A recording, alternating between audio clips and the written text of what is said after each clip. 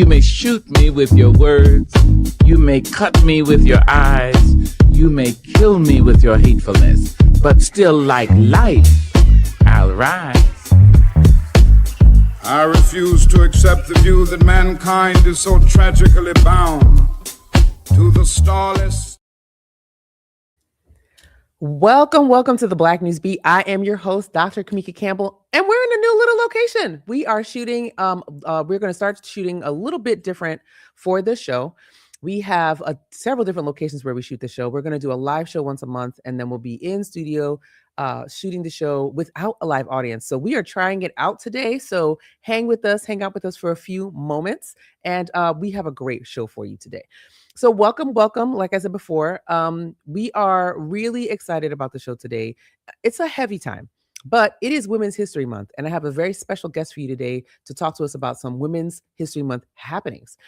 So Women's History Month is a time that we set aside each March to honor the contributions of women, past, present, and future. And the 2026 theme from the National Women's History Alliance is Leading the Change, Women Shaping a Sustainable Future. So that's something to think about. And we'll talk more about that theme with our very special guest today. And since it's March 11th today, it's also National 311 Day. Did you know that? Did you know about National 311 Day? This is something that goes right in everything that I believe.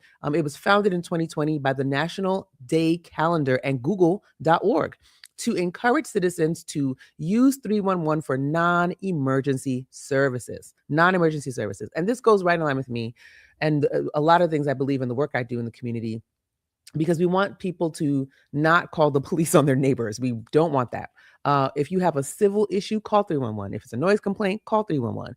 If it's things that you can handle just with a little assistance, call 311. Try to save 911 for true emergencies. So this is a reminder that sometimes the things holding communities together are not flashy at all, but they're the everyday systems and people doing the work. So remember, use 311 for non-emergencies. And this morning, we have a lot of topics to cover. We're talking the war in Iran. We're talking white supremacist propaganda showing up in Carlisle. And we are also talking the Jasmine Crockett fallout and what it says about political power in Texas, because this is something that has resonated across the country.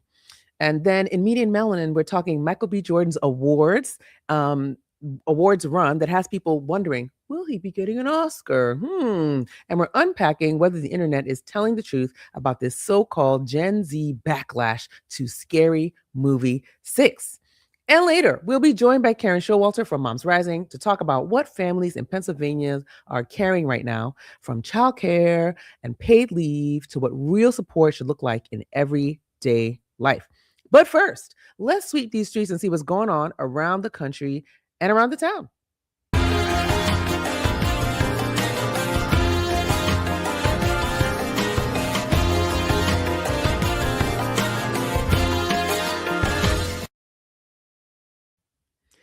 So it has been, I think we're on day 11 or 12 of a war. We're at war, guys, which is completely insane. Literally a surprise attack that does not have the approval of Congress. The conflict involving Iran has escalated into a broader regional crisis with military strikes, retaliation, civil harm, civilian harm, and growing fears about what comes next across the Middle East. And there's a lot of warring ideas that people feel like they're not getting enough information about the war. People feel that it's an illegal war. You'll hear folks like former Vice President Kamala Harris calling it a war of choice. So there's a lot of rhetoric around it. But one of the things I think that has been the most gruesome about this war so far is the over 160 girls that were literally bombed to death, along with some of their teachers and staff at their school. So things like that really put in perspective to me the cost of war. And we really should be thinking about that, not just in a way that, oh, they're over there and it doesn't bother us, but this is also causing prices to spike at home. There's places in California and places in New York where gas has already reached like between $6 and $8. So these types of things are very difficult to reconcile. So we should be thinking about that, and also about the loss of life, the cost of life that comes with war. For our American soldiers, I just talked to a friend of mine who told me he's in the Air Force. He told me today that he's probably going to be deployed in 2 weeks. So that's very terrifying for me, having somebody who's close to our family, my friends, cousins, so many people that literally haven't been to war since the early 2000s, since many years ago, are telling me that they're about to go off and fight. For what? Because the government hasn't told us why we're in this war. We don't know. My guess is probably about oil. We'll see what actually shakes out. They're saying it's because Iranians had this nuclear supply. However, it has been proven and even said by the president himself that they obliterated the nuclear supply. So why are we at war? That is the question. So when you guys hear coverage of the war, what do you pay attention to first? The politics or the people living through it? And while we're watching the world's violence overseas, here at home, hate is still finding its way into our neighborhoods. So the next story here is for is actually comes out of Carlisle, Pennsylvania, which is not too far from Harrisburg. We are 25 minutes away from Carlisle, and literally about 25 minutes away from where this happened. White supremacist propaganda was reportedly left on cars and properties in Carlisle, raising alarm in the community and prompting public condemnation. This kind of material is not random. It is meant to intimidate, test boundaries, and make hate feel visible and comfortable in public spaces. So my take is this: we should never water down these controversial flyers into just pieces of paper that were left on people's houses. Call it what it is: organized hate, and it counts on communities minimizing the threat until it gets worse. So for the folks watching in the audience, what should a community's response be when white supremacist messaging shows up in public? And this is a really good question. One of the things that I talked about on the Black News Beat Facebook page was that Cumberland County actually has two recognized sundown towns according to the Tougaloo Project, which is a Toluga, project, which is a compilation. It's a history and justice project. It compiled all of the states and all the sundown towns that they could recognize in present day, like historically where they were. Now, there are very clear sundown towns, and there are some more unspoken sundown towns where people were not allowed to live. And two of such places on the West Shore in Cumberland County were Mechanicsburg and Camp Hill. And those are not very far from Carlisle. And this really is hearkening back to those sundown towns because they want to make people feel afraid. They want people to feel like we are everywhere, we're watching you, and we will rise again. Well, what are they hearkening back to? If you saw the packets online, and you can definitely go on the page and look at them. If you saw the packets they were handing out, they had 3 mints with the kosher K on them for KKK. What does the KKK harken back to in this country? Black subjugation, slavery, very difficult times for Black people through lynchings and harassment. We are talking stories like Emmett Till and so many others. That is one that's a hot button one. But this is the time that they're hearkening back to, even though they're saying distributed without any malicious intent. That was on the flyer. But they also said, we are everywhere. We're your brothers. We're at your schools. We do this. We do that. And we want you to come join us. They're recruiting. And the website was white-power.org. And I think this is very interesting that it's happening here, and it's happening 6 months after the WKKK, or the Women's KKK, was in Mechanicsburg passing out materials at the Halloween parade. And the community came together around that. No doubt they will also come together around this. And my take, also the other part of my take, is this: even though they said that they are everywhere, so are we. We are everywhere. And we do not have to hide under the cover of night in peppermints and plastic to gain support. So what you should do is make sure that you're supporting people affected, supporting Black and brown folks who are very immediately affected by things like this, with the terror and the fear that folks may be feeling. Support them, and also stand with them. Stand with them in spaces, speak up in your community. Let folks like this know that they're not allowed, and they should stay under the cover of night if that's what they want to do, because that's what they literally did. They literally distributed this stuff in the middle of the night. So stand with your neighbors, friends, stand with folks who are affected, and stand for your community. Do you want this in your community? Because I don't think you do. I don't think you want that in your community. While and speaking of systems that reveal exactly who gets protected and who gets pushed aside, let's talk about the fallout around Jasmine Crockett. Wow, this was a big one. So the conversation around Jasmine Crockett's race fallout has opened up a bigger conversation and concerns about racism in politics, voter access, why the way Black women are judged when they try to step into power, and why it's happening. So there are a couple of interesting things that were happening around her campaign and around Tallarico's campaign. So if you kind of missed this story, there was a primary runoff for a Senate seat, the Democratic primary race for a Senate seat in Texas, with a one James Tallarico and Jasmine Crockett, who was a sitting House of Representatives member who was drawn out her district. And a lot of folks are surmising that she ran for Senate pretty late because she decided in December because she got drawn out of her district. James Tallarico was already running, and then she stepped into the race. So there was already some controversy around that. And a lot of people are like, well, she lost because she was not a good candidate and she ran a bad campaign. However, there were some other things at play. I think everybody could always run a good campaign, a better campaign who loses. As a political operative in South Central Pennsylvania, that is my true belief. If you lose your campaign, you obviously need to do something better. However, there were so many other things happening around her campaign with a couple of influencers, particularly white male influencers, that really got into the fabric of the race. One being the push of this idea that she was not electable. Jasmine Crockett is not electable. She's not electable. Why is she not electable? Well, she's too loud. She's gonna battle with Congress and she just wants to roast them and she doesn't want to work across the aisle. So many things people were saying about her. She just likes to hear herself talk. She just wants to be popular. All of these things people were saying about Jasmine Crockett, right? Not a lot of her on her substance. Even though her and Tallarico were very close in substance, very close on platforms, they just found him more electable. They also said that he would gain the Republican support, right, if he was put on the ballot more than she would. So it turns out that when you look at the numbers and how they're broken down, way more white people in Texas voted for James Tallarico, and almost 85% of Black folks voted for Jasmine Crockett. So that's kind of what happened. But this is bigger than one candidate or one campaign.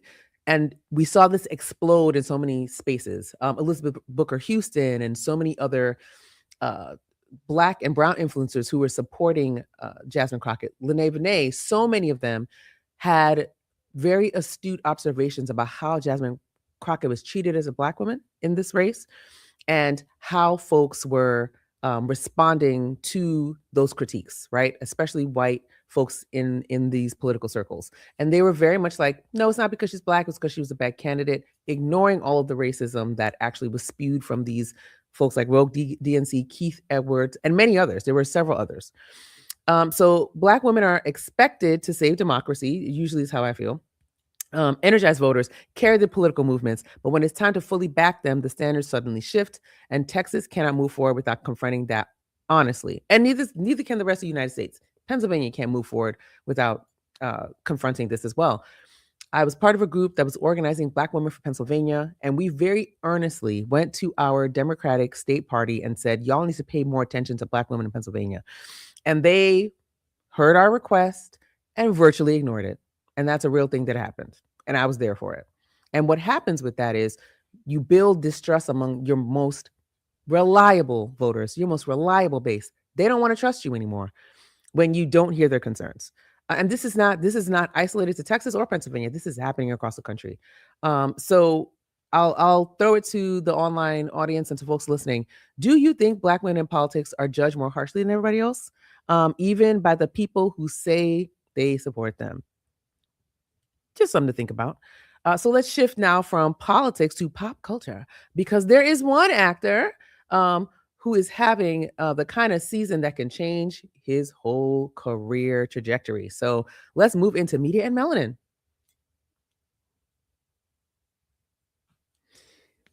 So is Michael B. Jordan setting himself up for an Oscar? Michael B. Jordan has been stacking major award season wins, and now the conversation is whether all that momentum can carry him to an Oscar. This is about more than just a trophy, of course. If you haven't seen Sinners, please go watch Sinners. And most all of these awards are centered around Sinners. The cinematography is beautiful. The acting was amazing. The storyline was fresh. A lot of people say, well, it was a copy of this other movie or a copy of another movie. True, but it was presented in a fresh way with beautiful everything. Everything looks gorgeous. I don't like scary movies, actually, and I loved this movie. I did kind of cover my eyes for some of the vampire parts, but it's fine. So this is more than about just a trophy. It's about whether the industry is finally catching up to what many audiences have already believed about his talent and range. A lot of folks notice that people have kind of set Michael B. Jordan aside for various reasons as an actor. Oh, he does fluffy pieces. He doesn't do anything real. I thought he was excellent in Black Panther as well. It's one of the places where I first saw him and loved him. Not first, but like on the big screen, saw him and loved him. He's been in a billion things at this point, but I really thought he stood out in that movie, and I saw him as a villain for the first time, and I loved it. Creed films and Fruitvale Station, and him and Ryan Coogler have really developed this relationship where they are just hit after hit after hit after hit. So in my mind, it's time. It's time for Michael B. Jordan to get an Oscar. So we are hoping that happens for him. And this feels less like hype and more like a real turning point for him and a premonition. Getting the Actors Award is probably one of the biggest honors of an actor's life because it's your peers giving you that award. So I think, and it also sets you up to be one of the top contenders for a Grammy. So he's no longer just a fan favorite. He's being treated like a serious awards force, which I think is great. So do you think it's finally time for Michael B. Jordan's Oscar a year, or does he still have more to prove? Y'all better not say the last part. He does not have more to prove, okay? And from prestige to parody, the internet is doing a whole lot with Scary Movie 6, but the backlash story may not be as clean as people are making it. So, Scary Movie 6 is coming out. Not one of my favorite series. People love this franchise. They love the Wayans brothers. Marlon's doing his thing. He really has set into himself. And he's in his 50s now, which is crazy. I am going to be 45 this year. And when I was literally 10, 11 years old, these folks had In Living Color. The Wayans family was doing all this amazing work. And so to see him kind of ripen into this like movie producer and director and being able to put funds behind a franchise like Scary Movie 6, which is coming out in June, is really cool. But after Marlon Wayans leaned into the idea that Scary Movie 6 would push back on cancel culture, so he said he's canceling cancel culture, that was his line, social media started buzzing with claims that Gen Z was already offended and trying to boycott the movie. Dun, dun, dun. But the reactions online looked a lot more mixed than unified. Internet narratives can be harmful, can turn a handful of loud posts into fake generational consensus, because folks are asking questions like, is Gen Z not in vibe or not in line with Marlon's comedy? And that really shapes how people talk about comedy. It shapes about culture and who gets blamed for being too sensitive, and whether parody crosses the line, whether the kind of critiques, the sharp comedic critiques that come with the territory, with this franchise and with Marlon Wayans, does that cross the line? And the answer for me is, maybe, possibly. Are some of the jokes ableist? Yes. Do we do transphobia? Absolutely not. So is it a loud Gen Z outcry? I don't think it is. But I do think it's important to have the conversation around how franchises like this age. So Scary Movie 6, the last Scary Movie 5 was over 10 years ago, 13 years ago in 2013. And what people tolerated in 2013 and what they're tolerating in 2026 are two different things. And so we need to talk about what that looks like. How does this comedy grow up with the culture, right? How does this change? And what do we accept as a culture and what do we not accept? And what does that look like? And can parody cross the line into just being mean and punching down? Of course it can. And how do we deal with that? So that's kind of my take on it. I don't think there's some large Gen Z outrage, but I do think we do need to be very cognizant and very aware of how our comedy grows up with us, especially things that we enjoyed when we were young. So, do you think the backlash to Scary Movie 6 is real? Or is this one of those internet stories that got bigger than actual reaction to what was actually happening? So, when we come back, we're about to take a little break. We are sitting with someone focused on real life support for families here in Pennsylvania. And right before that, we're going to get to our There's Nothing to Do in Harrisburg. I'm so excited for all the things coming up. So we have a couple of events. I always like to make sure I cover these events and make sure I talk about what's happening in our community, because from the moment I got here, folks are like, there's nothing to do in here. There's lots of things to do in Harrisburg. So wait, which government? With Justin Douglas at Pursuit Co-working is coming up today at 6 p.m. You should get there and listen to what Justin has to say. He's running for Congress, and in PA 10, he's running on the Democratic ticket. The primary is coming up. Everyone just filed yesterday, so everyone's on the ballot. Yay! Unless there's a challenge. There might be a challenge. But unless he's challenged, he is on the ballot. Janelle Stelson's on the ballot. We have, I think, one more Democratic contender. We have independent contenders. And then on the Republican side, we have somebody who is actually primarying the incumbent, Scott Perry. Karen, I forget Karen's last name. Sorry, Karen. But she is challenging Scott Perry, which is something we have not had in about 3 or 4 cycles. So this is very exciting. It's a really full field. So one of those folks is Justin. He's having an event tonight at Pursuit Co-working, which is right here in Midtown. Please go ahead and attend that event. And then one of my favorite events of the season is by the Community Uplift of Central Pennsylvania. They present the Kappa Omega's 59th annual Mardi Gras weekend and semi-formal. This is my favorite event. I love to go. It is always so much fun. They're going to be back at the Penn Harris Hotel, which is right across the river by the Camp Hill Bypass. And it is 3 days of just amazingness.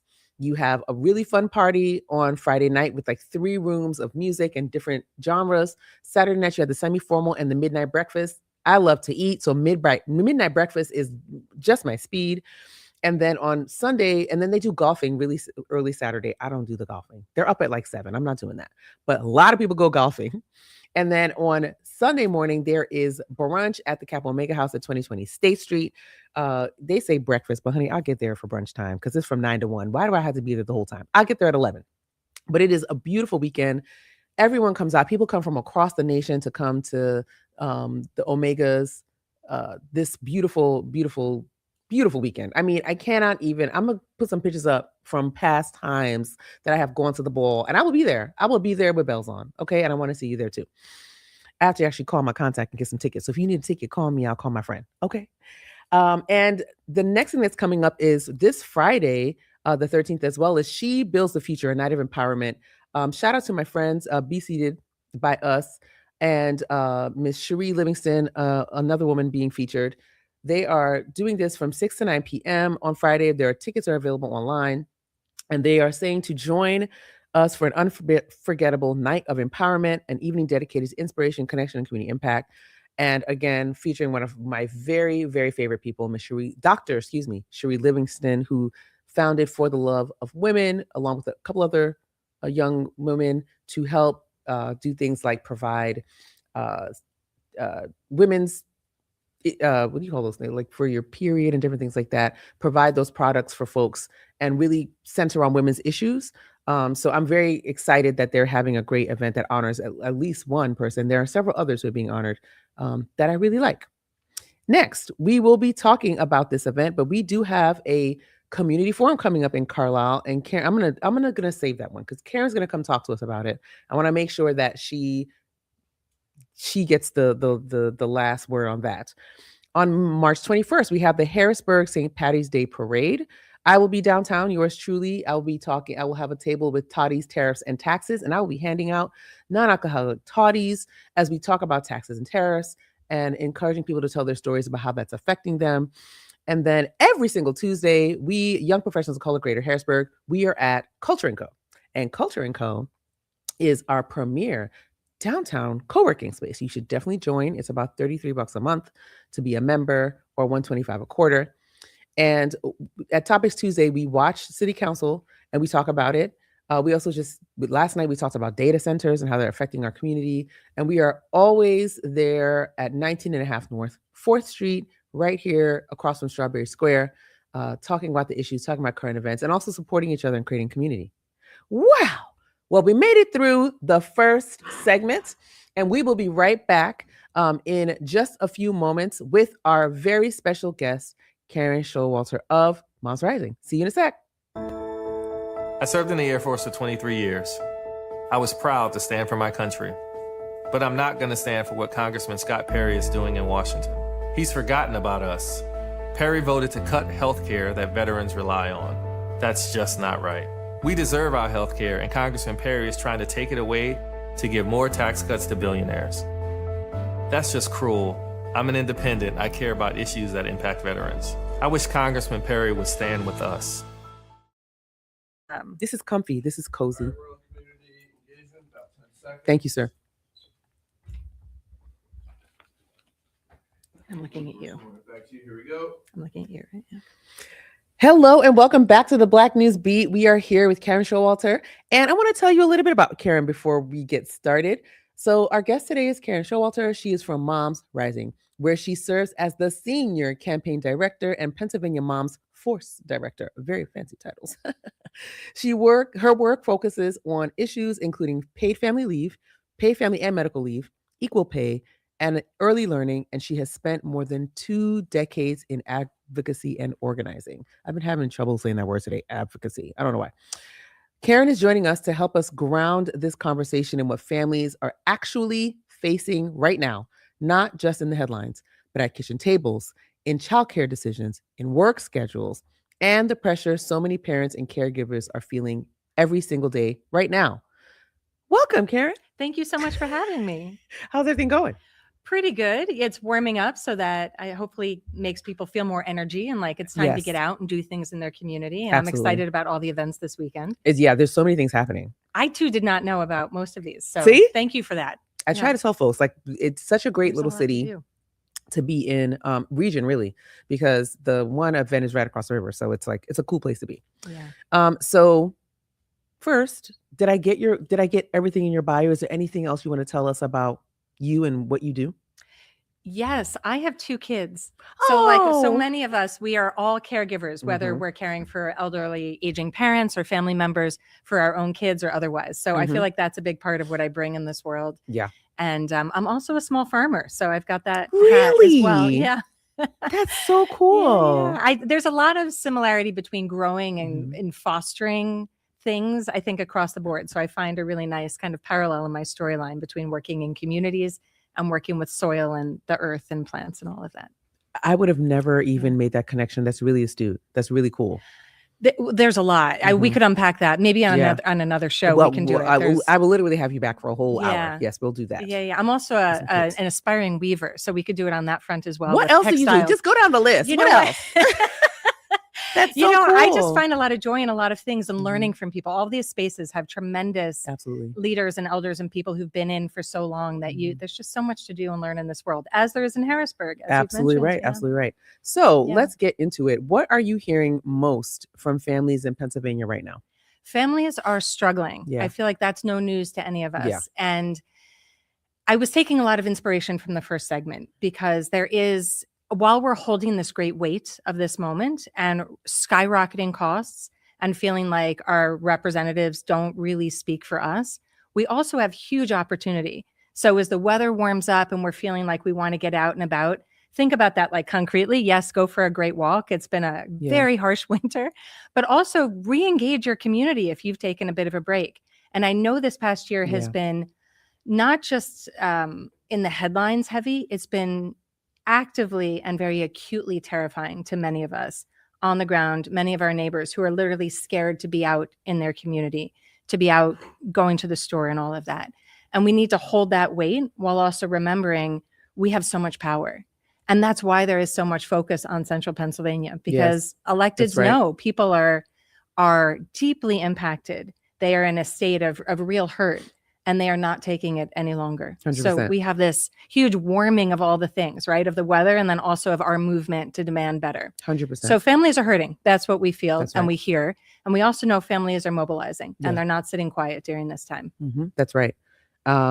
Did you see that Scott Perry is the second most vulnerable member in Congress? He's my representative. He's yeah. mine too. Yeah. Yeah, he is. Yeah. And I'm happy for him. I love that for him. And I want people I want people to really organize themselves around that issue, around that point. So yeah, I'm hoping personally, I don't speak for any entities represented here. But my opinions are my own. Okay. But yeah, I think it's really time to not just hold them accountable, but also like people feel beat down when they have a representative that constantly is dismissing them. Even people who keep voting for him. That's the funny part about it. Like people will tell me when I ask them why they vote for somebody who votes against them, they'll say, well, what is the other option? I'm not going to vote for XYZ. I'm not going to vote for this other person. They're an unknown, or at least I know what I'm getting kind of idea. So y'all don't even really like him, which is just interesting to me. We need to internalize and really act on the idea that we can do better. Yes. We can manifest better. We're not locked into any of this. And we can, it might take some time. It might take a lot of work to overturn these systems, but there's no need to keep replicating what is here now. Season, every single cycle. And I love what you just said. Like, it might take a lot of work. It also takes less work if more of us do the work, right? Like if more of us are, what are they saying? Like many cultures, they have some variation of the saying, many hands make light work, right? It's much easier to overturn systems. It's much easier to do the things if there are more people doing it. That's right. Yeah. So, That's okay. right. Well, this is about you, not about me. Yeah. Why do issues like paid family leave, the things that you're advocating for, and childcare remain so urgent right now, even now? Oh, just that they haven't been addressed in decades. That's right. We have seen the wealthiest continue to get wealthier and wealthier. We've seen corporate profits skyrocket, yet we are decades behind in our care policies. And again, all of us are caregivers, and we need to own that title. And we need to demand the ability to both work and to care for our people and to care for ourselves. So all of these systems are in massive need of investment. Paid family and medical leave gives people time off to care for themselves or a loved one in the case of a major medical crisis at a very minimal cost per paycheck that both employers and employees contribute to, like a couple dollars per paycheck. And it does things like help you take a couple weeks to undergo cancer treatments, be with a loved one in their final days, welcome a new baby, support somebody coming out of addiction treatment, and so many other critical things. And I think what's interesting is these aren't policies we can afford to not do. People are literally losing their jobs, they're losing their housing, they're losing their cars, because it's not like you can just defer having a new child or defer having cancer or some, really intense diagnosis that you need time to care for. Absolutely. And if we care for workers, we grow our economy much more than we are now. Right now, it's this kind of patched together system that's incredibly exploitative of workers. I was reading earlier, something like 1 in 4 working moms is in a low wage job. And our minimum wage is $7.25 an hour. You can work full time with extra hours and still not be able to afford an apartment or housing for your family. Like there's something so fundamentally broken there. So all of these policies are decades behind. We have real options on the table, and we need to demand leaders who are here for doing that work. That's right. And I also, as soon as you said it, I was like, no, I don't think people are thinking about this. But we are all caregivers. And I think we have this idea that only a certain sector of the community does the work, usually the women. However, and usually the women who have children. But all parts of our society are doing work, caring for people, parents. A friend of mine, she calls him her bonus son. She just adopted her nephew. All these different kinds of care are happening in our communities. Why is it important, and how do we realize that and put into action that how do we change our mindset around the fact that we are actually all caregivers? Right. I think that's exactly right. And to even go upstream, a lot of kinds of caregiving were historically associated with people of color. So we have like this baked in bias towards a lot of caregiving, and we need to own the fact that caregiving is something we all do and we all are. And some of our reactions to like tipped workers, tipped workers aren't out there to buy a fancy pair of sneakers. And or if they are, like a lot of kids are and workers are buying clothes. And like that's a very legitimate thing, right? Like it's not throwaway money. And in addition, I should correct myself, because tipped workers, the majority of them are not students on a holiday break trying to do something flippant with their money. They're literally trying to put food on the table. And it's the same with childcare workers. There's a long history of that kind of work being associated with people of color who provided fundamental, like really the bones, when to go back to gardening or weaving, right? Any of these metaphors work, right? The things that hold us together. That's right. And we need to invest in that. We need to recognize we all have a role in that, and we all have a role in fixing it. I love it. I love this. Last question before we take a break. So you talked a tiny bit about not a tiny bit. You've been talking about what families are facing right now, but and childcare decisions. I was asking about work schedules, but what I want to dig into a little bit is, how do you think everyday people like this who are overworked, who are carers, like this care work piece is huge, but how do they affect these systems? How do they get involved with this when they are so busy? Yeah. How do they do it? I think that's the $1 million question, right? So I can talk a little bit about how I look at it and then how Moms Rising structures our work. So I'll start with the Moms Rising bit. We make taking action really easy. You can sign a petition, you can make a phone call, it'll come right to your phone. And if that's what you can do that day or that month, it's brilliant. And you join thousands of parents around the country doing the same. If you can share your story, even just a few sentences around how something impacts you, that's even more powerful. And we consolidate those and deliver them to leaders. We look at ourselves as kind of proxies for parents who can't be there in the moment because of all of these swirling things impacting them. Mm-hmm. But I would encourage people to, I know everybody is so overwhelmed. If you have this even small amount of time to sign something, to call, to share a few sentences on what you're experiencing as part of a movement, that's how we can bring those voices forward. Awesome. And I would say, I guess more broadly, storytelling is the basis of all change making. Mm-hmm. And I want people to know and feel that your experience is valid. You are not alone. You didn't fail to plan for what's happening to you now. When we hear that from one or two people, maybe you could say that. We hear it from hundreds of thousands and millions of people that they're not making it with what they're earning, with what they're paying for childcare or other kinds of care in their life, for how the systems are working for them. Yeah. And that's a structural issue. That's not a you issue. That's right. And so feel like you are valid and you're part of this work and your story is valid and it's powerful. And we know storytelling is really the game changer when it comes to movement work. We kind of pair them together across our space. So we have a lot of like signatures and calls and things like that. We also have a lot of the story behind things. And we know research has shown as little as one story can influence a legislator and how they vote on an issue. Mm-hmm. And they carry those stories with them into committee rooms and into hearings and into votes. And so your story really matters, and find a place and a way to share it. Moms Rising's one. You were talking about collecting stories at the St. Patty's Day Parade. That's right. Your story matters. It really is powerful. And if anything, it helps remind you you're not alone. And it helps us collect really the important story and content that we need to remind leaders that things aren't working for parents and families, and we need to do better. That's right. Two things to take away. Stories matter, and this is a structural issue. This is not a you issue. That's right. I love that. I love that. So we're going to hear a little bit more from you right after this break we're about to take. We'll see you in a few minutes. I built my coffee shop from the ground up. Every penny counts. So these tariffs are creating chaos. Coffee beans are imported. I can't afford to pay the tariffs out of pocket. These tariffs have the potential to destroy my business. But Congressman Scott Perry supported the tariffs. They're another tax driving up costs on small businesses like mine to give tax cuts to big corporations and billionaires. Scott Perry should be looking out for small businesses instead of big corporations. I wish Scott Perry was looking out for us. Welcome back to the Black News Beat. We are here with Karen Showalter from Moms Rising. You heard all her fancy titles, and we are talking about how, we approach this idea about telling your story, how to change systems when people who are doing the care work, particularly women in our society, are so busy, right? Because you got to do the work. You got to work. Unfortunately, I don't like work, but we got to do it. Actually, I like the work I'm doing now. Actually, It's great, but I usually don't like work because it seems so tedious and it seems not to serve a purpose that I want to serve.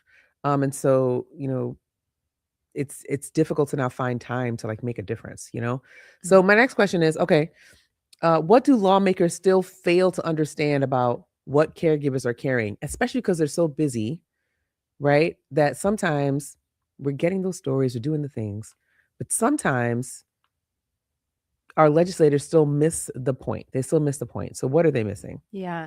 I have a couple answers to that. Yep. So one is that our economies are proven to be stronger when we have these care policies in place. There's really no debate around that. So they need to recognize that. They need to carry that data. They need to stand up for that fact when they're alongside their peers and voting for these issues.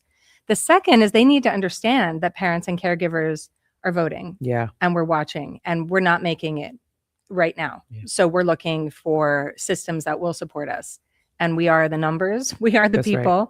And there's no more time to wait. That's so right. they need to feel the heat from constituents and voters, as well as be the champions in the rooms where decisions are getting made. Amen to that. And we have something very special to talk about because you have an event coming up that that Moms Rising is hosting very soon. That's right. It is the Community Forum Uplifting Uplifting Pennsylvania Women, Workers, and Families event. One more time. Community Forum Uplifting Pennsylvania Women, Workers, and Families event on March 19th. What can folks expect, and why are you doing this event? That's right. Yep, it's March 19th in Carlisle in the evening, and we're meeting with 3 members of the Women's Caucus, the Congressional Women's Caucus. So our representative from Pennsylvania, Chrissy Houlihan, we have Rep. Becca Bayland and Rep. Leger Fernandez. And they're coming as leaders from Washington, eager to hear what's happening on the ground here in the 10th. And remind folks that there's a lot of work to do. There's a lot of opportunities on the table, and parent voice is urgently needed to advance those opportunities now and always. In addition, there will be food. There's going to be a lot of fun things like kids tables. Kids are very welcome. There's going to be a craft table led by our partners at Planned Parenthood Pennsylvania Advocates, a photo booth led by our friends at Red Wine and Blue, and a lot of other partner organizations like Affordable PA who are going to be there as well, helping make this a really great moment. So it's a moment to connect with leaders, to get re-inspired, to get information, bring the kids, bring the family. There'll be food, fun, and a lot to make the evening a good one. That's good. That sounds really great. Yes, and make sure I shout out Affordable PA. We'll be in the building making sure that we do whatever we can. We're also going to be collecting stories, tabling, doing what we need to do. I'm so excited about the event. One, because it's in Carlisle. And I think Carlisle doesn't get as much of this as it needs. So I'm glad you're there and you're doing this. So we'll be there and I'll be sharing it with all my friends. So amazing. Thank you. Tell the folks how they can get in contact with you if they want to work with Moms Rising, talk to you, or talk to somebody who, you're a very busy woman. So whoever you designate. How can folks get in contact? I would love it. So we're Moms Rising on everything. And I'm just Karen, Karen, at momsrising.org. That's perfect. Thank you for joining us today. Thank you so much for having us and for the work you're doing. I've enjoyed the conversation. Oh my goodness. Yeah. Yes, I feel so privileged that you're saying thank you to me. This is amazing. And thank you for being on the Black News Beat. And we will be right back with Last Lap. See you guys in a sec. Tonight in Harrisburg, the young professionals of color are honoring Black History Month by looking ahead. Fox 43's Melina Brown has more on the event focused on Black History Month and Harrisburg's future Juneteenth festivities. We all got blood in our veins. In a room filled with community leaders, families, and young people, the future. I am Little Miss Black Pennsylvania Jr. And the foundation of Harrisburg stood side by side. I am the Juneteenth concert chair, as well as YPOC board, and founder and CEO of Power Choice Productions. The young professionals of color hosted the event to honor Black History Month, with a special focus on the city's upcoming Juneteenth celebrations. Organizers say it's about more than just planning a festival, it's about celebrating the culture. Music, art, storytelling, fashion, community, entrepreneurship. Part of Thursday night's event was the focus on connection. People listened to stories, music, and art, while community leaders encouraged the next generation to take ownership of their future. Black history is important to me because it's about my origins, and I feel like everybody should go out and learn more about Juneteenth. And I feel like that it's important that everybody learns about what happened back then. The event highlighted the week-long festivities happening in Harrisburg for Juneteenth, including a parade and a concert open to all. It's a very diversified experience. In a sense, there's not just one genre of individuals. You have older, you have younger. It's family oriented, it's educational, it's fun. Organizers say events like these help bridge the gap between generations and continue to be a space where history isn't just remembered, but lived, shared, and passed down. It's a great way for us to be able to just celebrate the uniqueness that we share, and where we can have pride in the things that we do, and to give hope and to just stimulate our people with joy, innovation, creativity, and fun. And we like to have a good time, so come to the cookout. Yeah, everybody should probably come out here and, see about Juneteenth. Milena Brown, Fox 43 News. That's fine. It's no problem.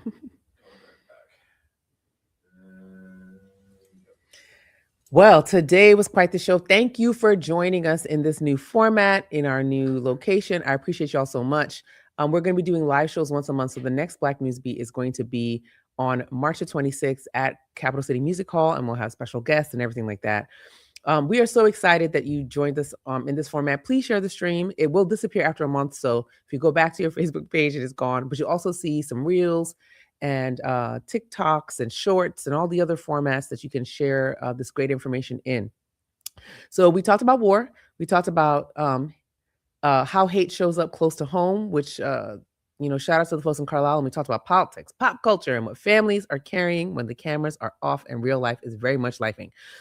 And I think the thing sitting with me the most is this. People are tired. They're tired of the chaos, of the disrespect, of the system asking them to survive things they should never have to normalize in the first place. And since it's Women's History Month, I also want to say this clearly. So much of that weight keeps landing on women, just like we talked about with Karen today. Women in politics, women in families, women in communities, women holding it together when nobody checks on how heavy the burden is. So if there's one thing I hope we keep making space for, it's honesty, honest conversations, honest care, honest accountability, because people cannot heal in places where they're constantly being asked to pretend like everything is fine. No audience is in the studio today, just us. And maybe that makes this feel even more real. I'm Dr. Kamiki Campbell, and as I say after every show, love on yourselves, be kind to yourselves, be kind to people in your community, and also clap for yourselves. Give yourself a pat on the back, because you are doing it. You are here. You are thriving. You're being who you need to be every day, and we'll continue to show up together in the community. So I'll see you on the 26th for another Black News Beat. And don't forget, I'm your host, Dr. Kamiki Campbell, and this has been the first studio episode of the Black News Beat. I'll see you in 2 weeks. Have a good day. Bye.